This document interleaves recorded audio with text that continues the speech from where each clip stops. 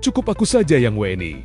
Anak-anakku jangan. Satu kalimat itu langsung menyulut emosi satu negara. Bukan karena soal paspor semata, tapi karena yang mengucapkannya adalah seorang alumni beasiswa negara yang pendidikannya dibiayai dana publik. Dan sejak saat itu, nama Dwi Sasetyaning Tias atau Tias mendadak jadi pusat badai di media sosial. Semua bermula dari sebuah video sederhana. Tias membuka paket coklat dari Home Office Inggris. Tangannya bergetar, matanya berkaca-kaca. Di dalam paket itu, ada dokumen kewarganegaraan untuk anak keduanya, British Citizen. Bagi seorang ibu, itu momen emosional, sebuah rasa aman, sebuah jaminan masa depan yang ia yakini lebih luas untuk mobilitas global sang anak. Tapi di Indonesia, potongan kalimat tentang paspor kuat berubah menjadi api. Cukup aku saja yang WNI. Anak-anak jangan.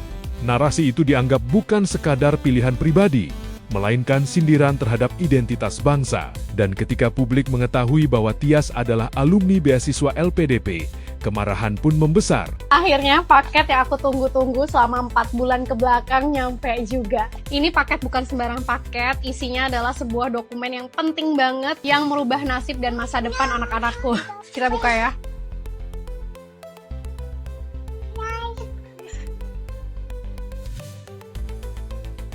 Ini adalah surat dari Home Office Inggris yang menyatakan kalau anak aku yang kedua udah diterima jadi warga negara Inggris.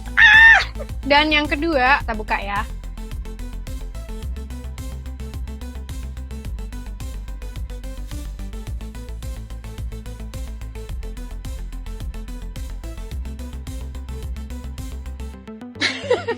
Udah resmi jadi British citizen. Sementara itu anaknya masih bayi, belum tahu apa-apa. I know the world seems unfair, tapi cukup aku aja yang WNI, anak-anakku jangan. Kita usahakan anak-anak dengan paspor kuat WNA itu. Let's go. LPDP, Lembaga Pengelola Dana Pendidikan, adalah program beasiswa bergengsi yang dananya berasal dari Dana Pengembangan Pendidikan Nasional. Sumbernya, dana publik, uang negara. Tias sendiri adalah lulusan Teknik Kimia Institut Teknologi Bandung, angkatan 2009, yang melanjutkan studi master di Delft University of Technology Belanda melalui LPDP pada 2015 hingga 2017. Bagi banyak warganet, muncul pertanyaan yang emosional.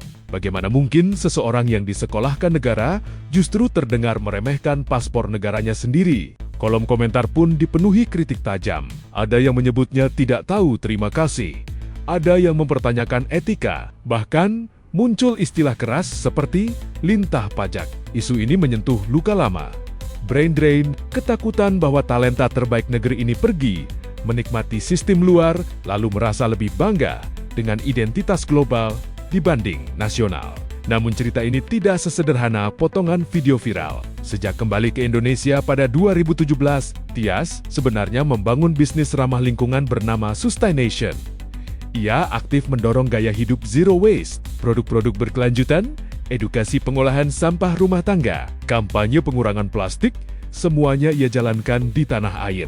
Secara administratif, ia juga menyatakan telah menyelesaikan kewajiban pengabdian sesuai kontrak LPDP, 5 tahun kembali dan berkontribusi. Dalam klarifikasinya, Tias menegaskan bahwa status kewarganegaraan anaknya adalah hak lahir, karena sang anak lahir di Inggris. Ia hanya memfasilitasi opsi yang menurutnya terbaik untuk masa depan anak.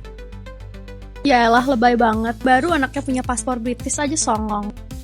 Jujur aneh banget sih aku dibilang songong. Padahal aku tuh bener-bener pure membagikan rasa bangga dan terharuku aja. Kayak bayangin kalian berhasil melunasi hutang KPR rumah impian kalian. Sama kayak gitu. Kenapa sih ekspresiku tuh sebangga itu? Karena ini adalah rumah tempat suamiku dibesarkan. Dan ini adalah rumah nenekku di Surabaya. Kebayang nggak kami itu berasal dari keluarga yang seperti apa? Kami berdua itu tidak datang dari background keluarga dengan privilege punya banyak uang. Tapi kami sangat beruntung karena kami memiliki dua orang tua kami yang percaya bahwa pendidikan dan sekolah tinggi adalah kunci untuk merubah masa depan yang lebih baik. Sampai sini kebayang nggak perjuangan dan perjalanan kami itu sejauh apa sampai akhirnya bisa di titik ini? Aku nggak paham banget kenapa orang bisa begitu judgmental hanya karena melihat satu postingan di sosial media padahal nggak tahu di intan entire story of their life. I mean, seberapa pahit hidupmu sampai kamu harus membenci orang yang kamu bahkan gak kenal sama sekali just because mereka berjuang dan berhasil mewujudkan impian mereka. Aku personally percaya ya, orang yang bahagia itu pasti akan ikutan bahagia ketika melihat orang lain tuh berhasil mencapai mimpi-mimpinya. Buat kalian yang judgmental banget sama perjalanan aku doain pokoknya yang baik-baik, hidup kalian bahagia dan mimpi-mimpi yang kalian inginkan tuh terwujud. Tapi di ruang digital, logika sering kalah oleh emosi kolektif. Bagi sebagian publik, persoalannya bukan legalitas, melainkan sensitivitas. Di tengah realitas banyak warga Indonesia yang masih menghadapi keterbatasan mobilitas global, kalimat paspor lemah terasa menyakitkan. Seolah ada jarak antara privilege dan realita. Kasus ini akhirnya membuka diskusi yang lebih besar.